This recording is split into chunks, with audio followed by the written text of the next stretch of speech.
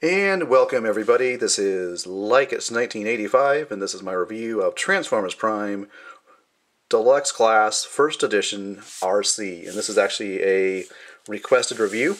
Here's Arcee, of course, in motorcycle mode. Look at the sides, from the front, from the back here, top, and from the bottom.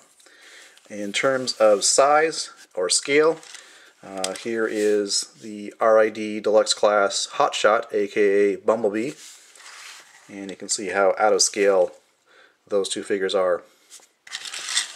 And here is the RID Deluxe Viacon. Sports car, motorcycle. Not really in scale in the vehicle forms. Now, the vehicle form here does, I should say the motorcycle form, that is, the wheels do roll. And it's a bit chunky, especially for a crotch rocket or a speed bike. But you can take off these weapons. In fact, you do that for the transformation. So this comes off from the side, and those, of course, become the weapons in robot mode. And let's go ahead and bring Arcee into robot mode. You can see there's a kickstand there that helps the motorcycle be parked. So you can put that up.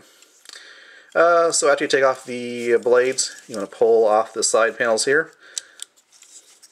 like that, and take this whole assembly down here, which has become the legs, grab on here and just unfold this section here. You can see the hips, the legs, and the feet. Separate the feet here, and then you actually want to bring these sections inwards, like that, and like that. There's a foot right there, bring that up. Same thing over there. And what you want to do with these wheels, or half wheels, is you actually want to line them up with this tab right there. So that kind of just sits right in there. It doesn't really, I mean, it holds well enough. You can see it's not going to move around. But if you just tap it, it'll actually come out of its connection there. But it's pretty decent for what it is. Same thing over here. Get the wheel to about that orientation, and there you go. And there are the legs and feet. You want to take the waist, rotate 180 around. So you got it looking like that now. Okay. Moving up top here. You can see here's the windshield. You actually want to take and separate these pieces right here, which are the headlight assembly. And this whole windshield is going to go forward, and you just kind of have to get it around these pieces here, as you can see. A little bit of a clearance issue, but that's what it's supposed to do. And these pieces actually come forward eventually, forming the chest. And the head actually is right here, and so you want to take this whole back assembly. Well, let me go ahead and take care of the arms here. The arms are actually folded up here behind this panel, and bring these out like that.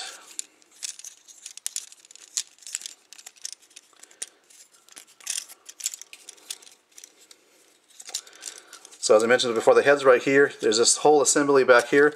You want to pull this back. You can see the cavity there. Split her in half there, so to speak. And you want to pop the head up out of here. Bring this whole assembly up. There's actually a base. You can see right there with the Autobot symbol upon which our neck rests. This gets pushed forward over the chest, like that. Then these pieces come down to form her chest. Coming back here to the controls for the bike, you want to fold this.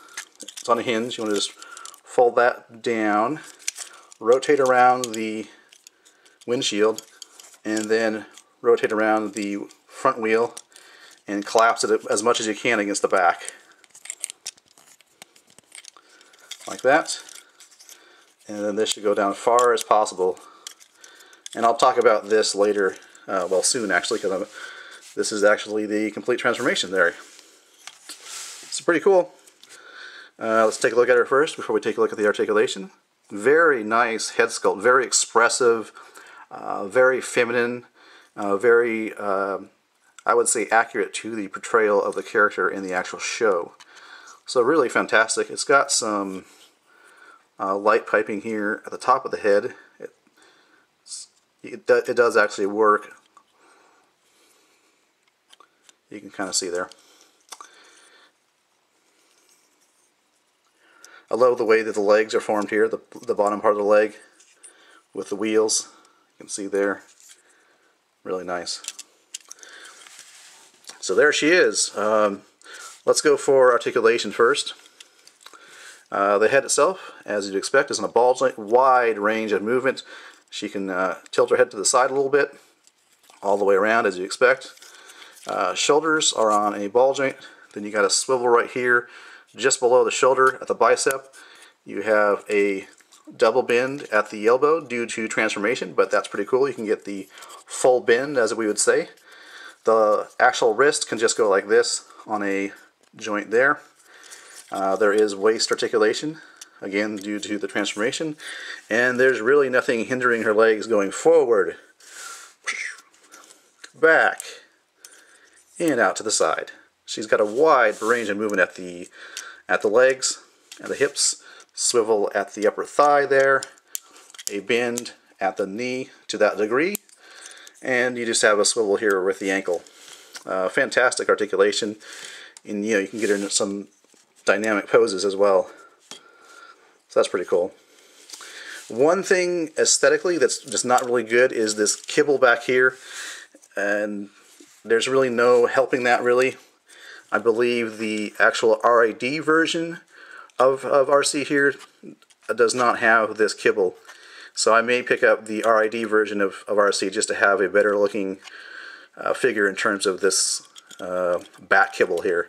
It really is. I don't mind the wheel so much. It's just this handlebars here, or the controls I should say, for the motorcycle mode that really bother me. Because there's really no way to hide that really well. So there is that issue. Size comparisons. Well, I've already got some characters out here. Not characters, but figures. Let me go ahead and set her back there. We got the RID Voyager Prime, the Deluxe Class RID Ratchet. We got Bumblebee. Let me put him over there. Ratchet over there. And there you have pretty much the whole team. Before I forget, she can have her weapons. These right here. There's a peg on her elbow, or near where her elbow is. So let's see, you want to have the painted side facing outwards. So like that. Really awesome looking weapons. I love them. They're just fantastic. Just very deadly looking, very cool. You can imagine just coming down with a knee to a Decepticon's face, really chopping up Deceptive bums, So pretty damn cool. I like it. And I do have the New York Comic Con 2011 G1 Colors Arcee. You can take a look here. Pretty in pink. Same exact sculpt, except we have the G1 colors here. So there you go. I like Arcee. She's a cool character, and the figures are really poseable, really cool. I'm not a very good figure poser, but just you can imagine something like this on your shelf with her battle stance ready to go. So there you go. Look at first edition Deluxe Class Arcee. She is out. They've reissued, Hasbro that is, has reissued the first edition figures, so I actually picked this up at my local Toys R Us for about $15. I believe the first edition releases are Toys R Us exclusives as far as retail goes. You can get them online, I think, at Big Bad Toy Store and other online retailers, but as far as the actual retail stores, I believe Toys R Us is the only place. But if you see her, if you like her character, if you like the posability in this character, then definitely pick her up. Like I say, the only thing I don't really like about is this kibble that sticks up and really is visible even from the front, as you can see there. But overall, thumbs up. Alright, thanks for watching. This has been my review of Transformers Prime First Edition Arcee.